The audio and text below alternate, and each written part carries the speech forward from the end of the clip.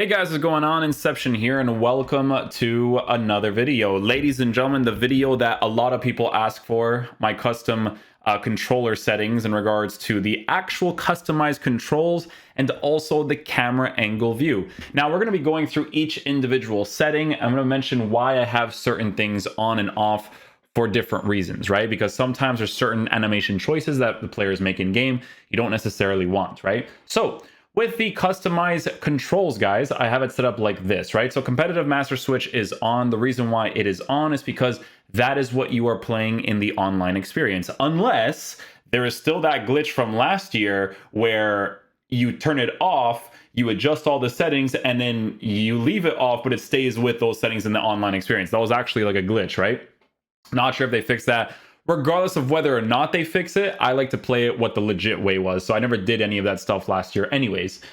Through pass assistance we have on semi, right? So through pass direction and power will be partially assisted, depend more on where you point and how much you hold. Now, the reason why this is very important is because I think it's set on manual by default. So you want to switch that to semi because it is nice to have a little bit of an assistance when it comes to your through passes. Manual isn't terrible either, but there's sometimes where it's a little bit off, right?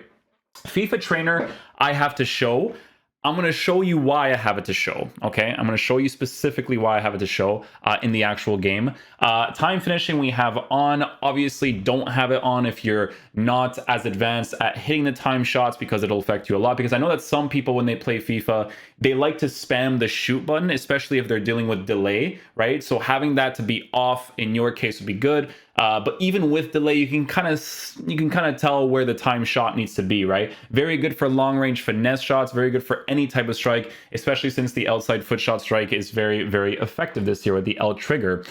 Next player switch indicator, I like it to be on so that when I press L1, it tells me exactly who it's going to switch to, right? Pass block assistance, we have to on, so AI and user controlled players will attempt to intercept the pass automatically when the ball is close by. When disabled, they will stay in position and interceptions are manual. Doesn't make sense to have that off. Auto switching, I do personally prefer air balls and loose balls. I have used that for years, never changed. Because obviously when someone puts in a cross, you want them to switch to the player that is going to block out the cross and head it out, right? Auto switching move assistance, I have this set to low. You can set it to high, honestly. It's not like a super necessary, like, oh, it needs to be one thing over the other. If you read it, it says auto switch move assistance will keep the player you auto switch to moving in their current direction for a period of time. This gives you time to orient your intended direction for the new player. The higher the assistance, the longer the period of time they will run, right? So I like to be able to switch and move in that direction. So if I use right stick switch, I'm already moving in the direction anyways, right? So low wouldn't be terrible, but neither would high. Really, really down to personal preference. Clearance assistance, I have it set to directional. I think that's very important. I think the base one is set to classic. Don't have it on classic. Directional is the best way to do it because if you win a ball from a corner kick or a cross, you want to be able to clear it outwards, not upwards or downwards, right? You want to be able to clear it to the right or the left side, depending on where you're facing. With player lock system, you have it set to on. Obviously, player lock is very, very helpful when it comes to the mechanics of this game to open up spaces certain ways, right? You're controlling a player automatically while using the target lock system to control somebody else to make a certain run that you may want. Very, very helpful when you're on the bottom and top side of the 18-yard box, as well as in the side positions when you're utilizing fullbacks to make those runs cross diagonally into the middle or to the side positions with your left mid, right mid, ram, or any sort of side player. We have icon switching set to off. I don't want that on. Couldn't care less about that. Right stick switching. This is a very important one, okay? Very, very important one. They have this new one called, I think it's player rotation. I don't know. They have one here, and I thought it was complete garbage personally. Maybe I'll grow into it afterwards, but classic is definitely going to be the way to go for the right stick switching. Right stick switching reference, player relative. I've always done player relative. I don't like ball relative, right, which is the other one. So definitely very important there. Ground pass assistance can definitely be assisted. Shot assistance assisted as well. With shot assistance, you can aim, like let's say for instance, you want to aim to the top right. In your case, top right is here because this is my left side, right? If you want to aim to the top right, you could actually technically aim your controller in that direction if you're used to PES ult controls, right? And it'll still aim to that direction if you're used to it. So sometimes you guys will see my controller aiming this way to go that way, right? Because I'm just used to playing winning 11 like and stuff back in the day, right? But yeah, sometimes I'll aim in the actual corner. Sometimes I'll just, you know, like you can go the opposite direction. It'll still shoot the same way, right? Should you be aiming it in the actual direction in FIFA? Yes, of course. In the cross assistance, we have it on semi. Sometimes assisted is awful. It doesn't work that well. You want it to semi because crossing is actually pretty effective in this game, especially if your strikers make really good runs in behind the defense. Lob pass assistance also set to semi. I do like that one quite a bit. Definitely feels nice. Lob through pass is also on semi. Save assistance is on assisted. So balls close to your body, excuse me, will automatically be saved. For all other situations, you need to get positioning and timing right. Direction will be assisted. It makes sense to have that assisted. Analog sprint I always have off, would never have that on. Pass receiver lock is on late. This will be personal preference based, because if you're dealing with delay, maybe you just want to pass in the direction that you already initially aimed. But sometimes I like to have it on late, because if someone ends up blocking the area that I was initially going to pass into, I can switch my direction really quickly. Does this command always work in the game this year? No, I've already messaged one of the gameplay devs telling them that the pass receiver late lock is not always accurate, right? Like before your player releases the pass, that's where he's supposed to pass it. It doesn't always work, right? But for me personally, late is still the one I definitely want to use. User vibration feedback, I have that set to off as well, because I don't want any of that. Trigger effect also off, and that's pretty much it for the customized controls. Now the next setting is going to be the camera setting, which people have asked for quite a bit over the course of the 2 years, I would say, because I don't think I ever had a video for controller and camera settings last year. So for camera, we have it set to co-op 13:3. I use this setting nowadays because I think it was my boy Matthew that actually told me about it in last year's game. And when I tried it out in game for FIFA 22, which is another game you needed to see the whole pitch for, it made sense to switch to this camera. It's really good. You see the pitch really nicely. Definitely like it a lot. For visual, right? I don't need to have gamer tag. I don't want gamer tag because I'm not looking at the bottom and the bottom left and right side to see which players I'm using. I want to know who I'm using at the top of my head, right? So I have that set to player name and indicator, okay? And then the player indicator will be the player name. So very, very important for me to have that on. It makes the most sense. I don't care about seeing the person's gamer tag. I need to see who I'm using at the top of my head in the moment as it's happening, right?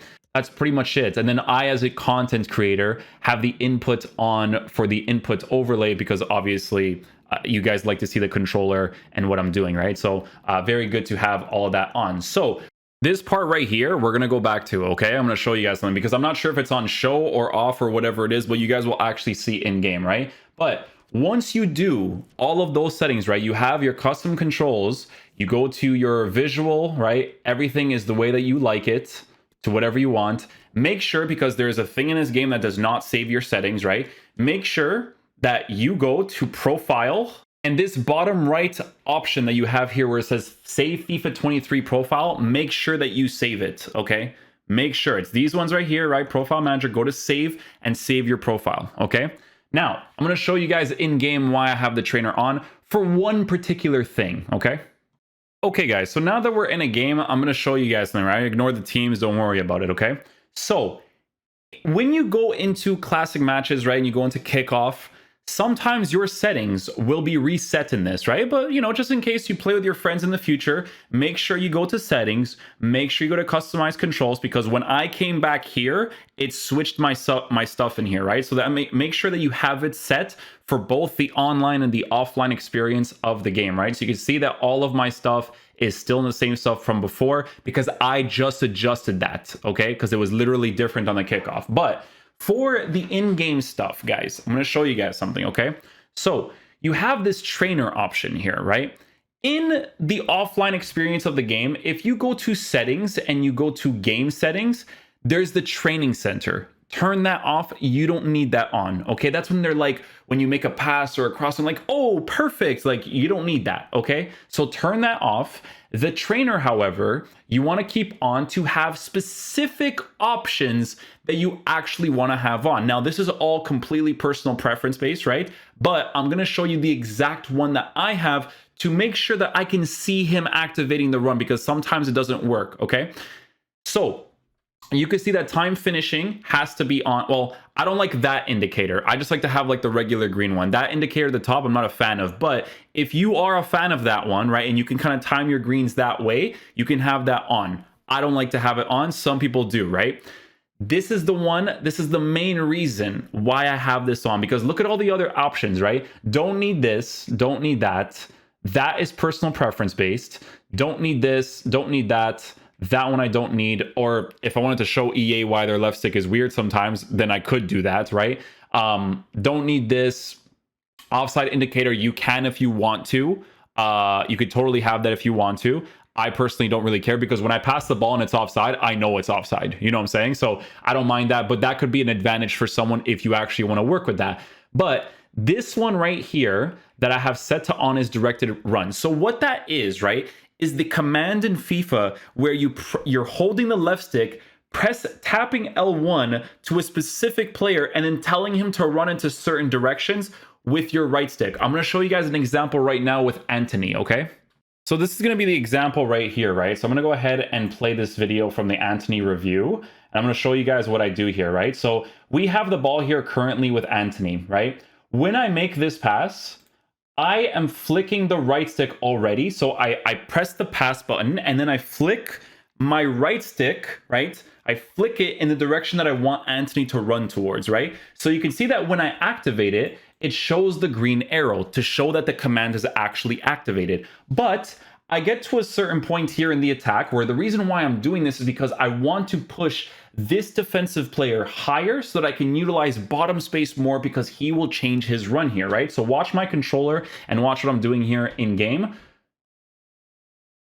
So you see that when I switch to Anthony here, I'm aiming with the left stick to Anthony, tapping L1, it's activated on Anthony, and then I use the right stick to make him run into a different direction. So watch. L1, right?